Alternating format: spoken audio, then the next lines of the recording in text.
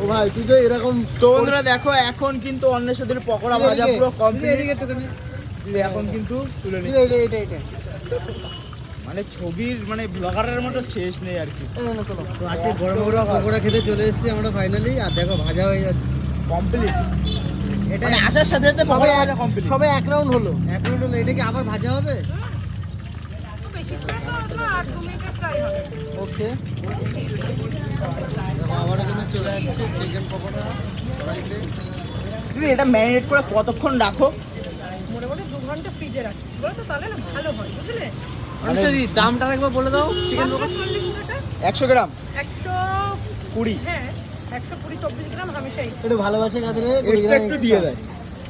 আমার কাছে না 100 গ্রামটা খুব কম কম লাগে। ও আচ্ছা। মানে আমার কাছে দামটা ম্যাটার করে না যে আমি 40 টাকা দিচ্ছি এটা, বাট আমার মনে হয় যে একটু কম হয়ে যাচ্ছে, তার জন্য আমি 20-24 গ্রাম এক্সট্রা দিই। ঠিক আছে, যারা খেতে আসবে যদি অসুবিধা হয় এটা মেপেও নিতে পারবে। একদম। নিপেই দিই সবার সামনেই দিই। একদম। ভিডিও দেখে যারা আসবে তাদের একটু এক্সট্রা হবে না সাবসিডি? একদমই তাই, সবার জন্য। এমনিতে 20 গ্রাম এক্সট্রা। তাহলে সব দিকটাই দেখতে হবে, সবাইকে দিতে গেলে তো দিদিরা লাভ তো আর কিছু থাকবে না না। তবে সবাইকেই দিই, সবাইকে 120-24 গ্রাম করে দিই।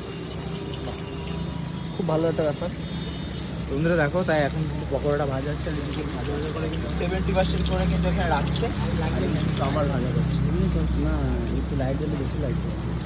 একা হাতেই কিন্তু সবকিছু করা। কিন্তু আজকে জেঠিমা আসেনি নাকি? হ্যাঁ, মা তো এই সারাদিন আজকে বিরিয়ানির যেহেতু চাপ ছিল, হ্যাঁ, এই 7টার সময় বাড়ি গেল, সকালবেলা 9টায় এসছে। এখন একটু বাড়ি গেল। আমাদের বন্ধুরা বাড়িতে কারা বিরিয়ানি কে বানিয়েছে? তুমি বানিয়েছো? পকোড়া খেয়েছো কমেন্ট করে জানাও। চলো আমার একটা কাকা।